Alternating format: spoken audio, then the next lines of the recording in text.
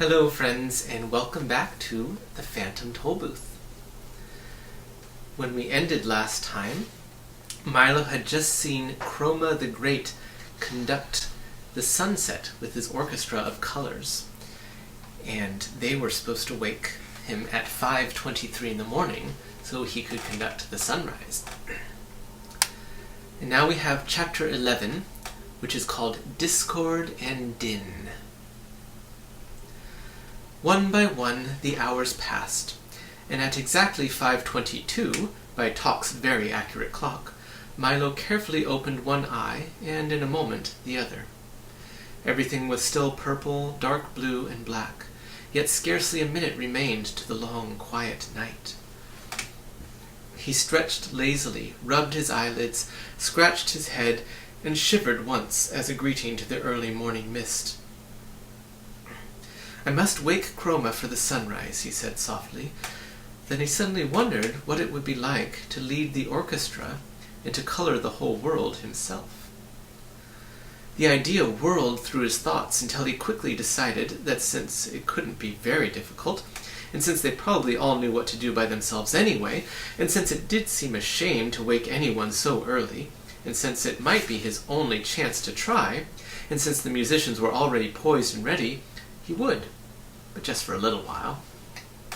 And so, as everyone slept peacefully on, Milo stood on tiptoes, raised his arms slowly in front of him, and made the slightest movement possible with the index finger of his right hand. It was now 5:23 a.m., and here he is, in the dark before the morning, beginning to conduct the orchestra. As if understanding his signal perfectly, a single piccolo played a single note, and off in the east a solitary shaft of cool lemon light flicked across the sky. Milo smiled happily, and then cautiously crooked his finger again. This time 2 more piccolos and a flute joined in, and 3 more rays of light danced lightly into view. Then with both hands he made a great circular sweep in the air and watched with delight as all the musicians began to play at once. The cellos made the hills glow red, and the leaves and grass were tipped with a soft pale green as the violins began their song. Only the bass fiddles rested as the entire orchestra washed the forest in color. Milo was overjoyed because they were all playing for him in just the way they should. "Won't Chroma be surprised," he thought, signaling the musicians to stop. "I'll wake him now." But instead of stopping, they continued to play even louder than before, until each color became more brilliant than he thought possible. Milo shielded his eyes with one hand and waved the other desperately, but the colors continued to grow brighter and brighter and brighter, until an even more curious thing began to happen.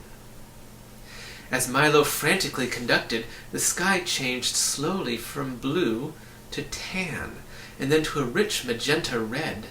Flurries of light green snow began to fall, and the leaves on the trees and bushes turned a vivid orange. All the flowers suddenly appeared black, the gray rocks became lovely soft chartreuse, and even peacefully sleeping Talk changed from brown to a magnificent ultramarine. Nothing was the color it should have been, and yet, the more he tried to straighten things out, the worse they became.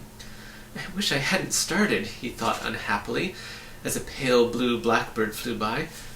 "There doesn't seem to be any way to stop them." He tried very hard to do everything just the way Chroma had done, but nothing worked. The musicians played on, faster and faster, and the purple sun raced quickly across the sky. In less than a minute it had set once more in the west, and then without any pause risen again in the east. The sky was now quite yellow, and the grass a charming shade of lavender. 7 times the sun rose, and almost as quickly disappeared, as the colors kept changing. In just a few minutes a whole week had gone by. And here is Milo, shielding his eyes from all the changing colors and lights. At last the exhausted Milo, afraid to call for help and on the verge of tears, dropped his hands to his sides. The orchestra stopped. The colors disappeared, and once again it was night. The time was 5:27 a.m. "Wake up, everybody! Time for the sunrise!" he shouted with relief, and quickly jumped from the music stand. "What a marvelous rest," said Chroma, striding to the podium. "I feel as though I'd slept for a week. My, I see we're a little late this morning. I'll have to cut my lunch hour short by 4 minutes." He tapped for attention, and this time the dawn proceeded perfectly. "You did a fine job," he said, patting Milo on the head. "Some day I'll let you conduct the orchestra yourself." Tock wagged his tail proudly, but Milo didn't say a word, and to this day no one knows of the lost week but the few people who happened to be awake at 5:23 on that very strange morning. "We'd better be getting along," said Tock, whose alarm had begun to ring again, "for there's still a long way to go." Chroma nodded a fond goodbye as they all started back through the forest, and in honor of the visit he made all the wildflowers bloom in a breathtaking display. "I'm sorry you can't stay longer," said Alex sadly. "There's so much more to see in the Forest of Sight.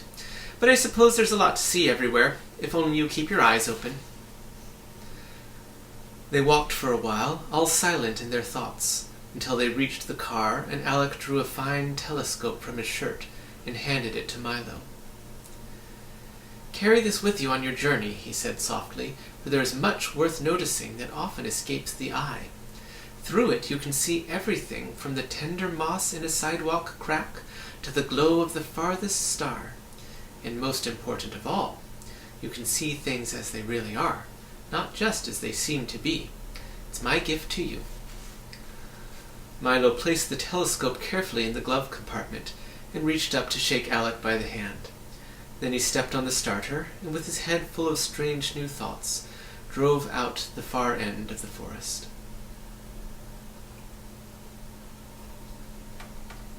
The easy rolling countryside now stretched before them, in a series of dips and rises that leaped up one side of each crest and slid gently down the other in a way that made stomachs laugh and faces frown. As they topped the brow of the highest hill, a deep valley appeared ahead. The road, finally making up its mind, plummeted down as if anxious to renew acquaintance with the sparkling blue stream that flowed below. When they reached the floor of the valley, the wind grew stronger as it funneled through the rocks, and directly ahead a bright-colored speck grew larger and larger. "It looks like a wagon," cried Milo excitedly. "It is a wagon, a carnival wagon," seconded Tock. And that's exactly what it was, parked at the side of the road and painted bright red and looking quite deserted.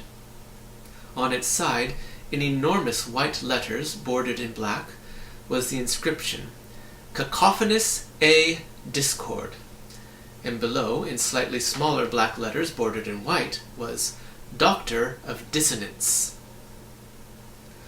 "Perhaps if someone's at home he might tell us how far we have to go," said Milo, parking next to the wagon. He tiptoed timidly up the 3 wooden steps to the door, tapped lightly, and leaped back in fright, for the moment he knocked there was a terrible crash from inside the wagon that sounded as if a whole set of dishes had been dropped from the ceiling onto a hard stone floor. At the same time the door flew open, and from the dark interior a hoarse voice inquired, "Have you ever heard a whole set of dishes dropped from the ceiling onto a hard stone floor?" Milo, who had tumbled back off the steps, sat up quickly, while Tock and the humbug rushed from the car to see what had happened. "Well, have you?" insisted the voice, which was so raspy that it made you want to clear your own throat. "Not until just now," replied Milo, getting to his feet. "Ha! I thought not," said the voice happily. "Have you ever heard an ant wearing fur slippers walk across a thick wool carpet?" And before they could answer, he went on in his strange, croaking way. "Well, don't just stand there in the cold. Come in, come in. It's lucky you happened by. None of you looks well." The faint glow of a ceiling lamp dimly illuminated the wagon as they cautiously stepped inside. Tock first, eager to defend against all dangers, Milo next, frightened but curious, and the humbug last, ready at any moment to run for his life.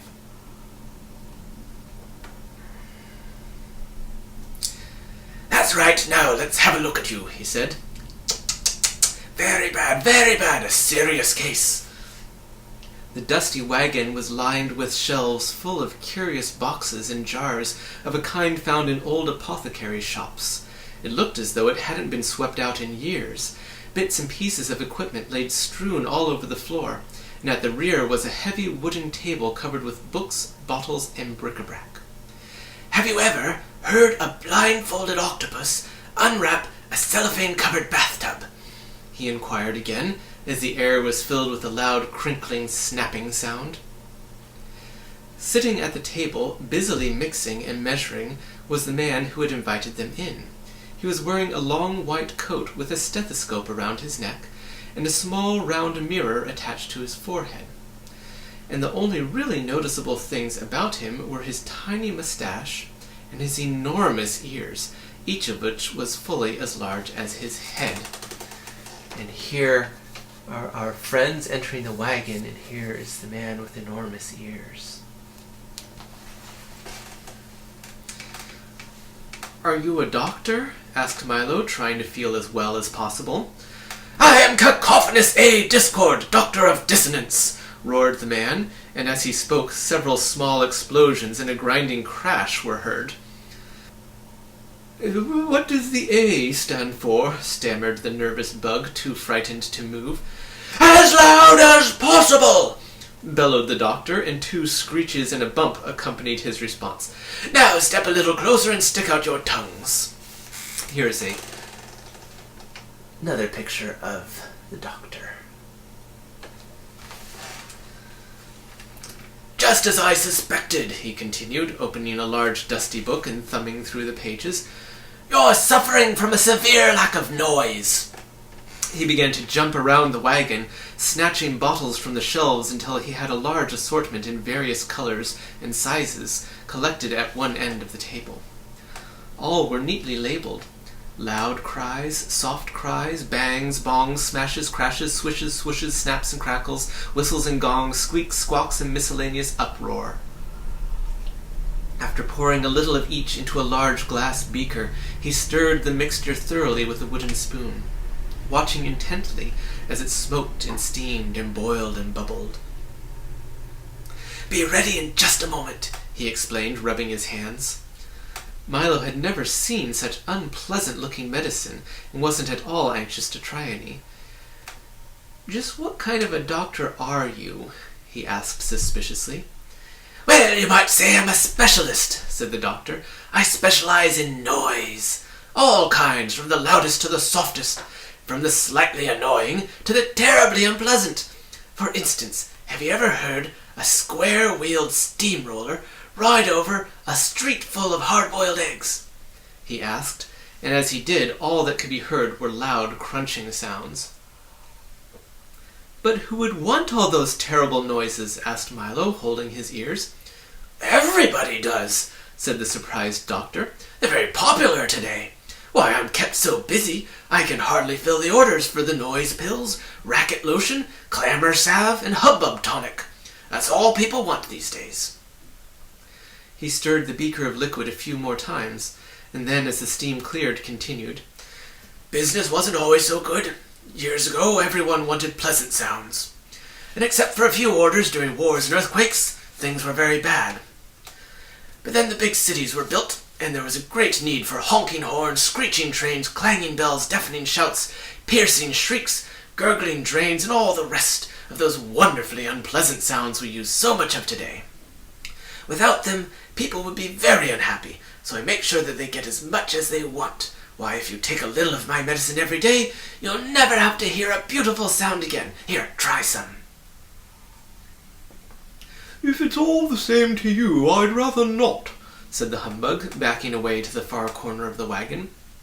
"I don't want to be cured of beautiful sounds," insisted Milo. "Besides," growled Talk, who decided that he didn't much like Dr. Discord, "there's no such illness as lack of noise." "Of course not," replied the doctor, pouring himself a small glass of the liquid. "That's what makes it so difficult to cure. I only treat illnesses that don't exist. That way, if I can't cure them, there's no harm done. Just one of the precautions of the trade," he concluded. and seeing that no one was about to take his medicine, he again reached toward the shelf, removed a dark amber bottle, dusted it carefully, and placed it on the table in front of him. "Very well, if you all want to go through life suffering from a noise deficiency, I'll give it all to the din for his lunch," he said, and he uncorked the bottle with a hollow-sounding pop. For a moment everything was quiet, as Milo, Tock, and the humbug looked intently at the bottle, wondering what Dr. Discord would do next. Then, very faintly at first, they heard a low rumbling that sounded miles away. It grew louder and louder and louder, and closer and closer and closer, until it became a deafening, ear-splitting roar that seemed to be coming from inside the tiny bottle. Then, from the bottle, a thick bluish smog spiraled to the ceiling, spread out, and gradually assumed the shape of a thick bluish smog with hands, feet, bright yellow eyes, and a large frowning mouth. As soon as the smog had gotten completely out of the bottle, it grasped the beaker of liquid, tilted back what would have been its head if it really had one, and drank it all in 3 gulps. "Ah, that was good, master," he bellowed, shaking the whole wagon. "I thought you'd never let me out. Terribly cramped in there." "This is my assistant, the awful Din," said Dr. Discord. "You must forgive his appearance, for he really doesn't have any. You see, he is an orphan, whom I raised myself without the benefit of governess or any other assistance, for—" "No nurse is good nurse," interrupted the Din, doubling up with laughter, if you can imagine a thick bluish smog doubling up with laughter. "For I found him," continued the doctor, ignoring this outburst, "living alone and unwanted, in an abandoned soda bottle, without family or relatives." "No niece is good niece," roared the Din again, with a laugh that sounded like several sirens going off at once, and he slapped it where his knee should have been. And here is the Din, this great bluish smog, laughing. "And brought him here," continued the exasperated Discord, "where, despite his lack of shape or features, I trained—" "No nose is good nose," thundered the Din once again as he collapsed in another fit of hysterics and clutched his sides. "I trained him as my assistant in the business of concocting and dispensing noise," finished the doctor, mopping his brow with a handkerchief. "No noise is good noise," exclaimed the humbug, happily trying to catch the spirit of things. "That's not funny at all," sobbed the Din, who went to a corner and sulked. "What is a Din?" asked Milo, when he had recovered from the shock of seeing him appear. "You mean you've never met the awful Din before?" said Dr. Discord in a surprised tone. "Why, I thought everyone had. When you're playing in your room, making a great amount of noise, what did they tell you to stop?" "That awful Din," admitted Milo. "When the neighbors are playing the radio too loud, late at night, what do you wish they'd turn down?" "The awful Din," answered Tock. "When the street on your block is being repaired and the pneumatic drills are working all day, what does everyone complain of?" "The dreadful row," volunteered the humbug brightly. "The dreadful row," cried the anguished Din, "was my grandfather. He perished in the great silence epidemic of 1712. Milo felt so sorry for the unhappy Din that he gave him his handkerchief, which was immediately covered in bluish, smoggy tears. "Thank you," groaned the Din. "That's very kind, but I certainly can't understand why you don't like noise," he said. "Why, I heard an explosion last week that was so lovely I cried for 2 days. The very thought of it upset him so much that he began to sob all over again, in a way that sounded almost exactly like a handful of fingernails being scratched across a mile-long blackboard. He buried his head in the doctor's lap. "He's very sensitive, isn't he?" asked Milo, trying to comfort the emotional Din. "It's true," agreed Dr. Discord, "but he's right, you know. For noise is the most valuable thing in the world." "King Azaz says words are," said Milo. "Nonsense!" the doctor roared. "Why, when a baby wants food, how does he ask?" "He screams," answered the Din, looking up happily.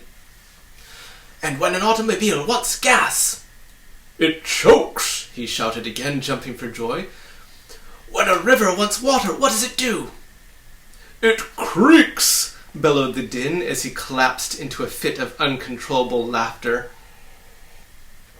And what happens when a new day begins? It breaks, he gasped joyfully from the floor, a look of utter bliss covering his face.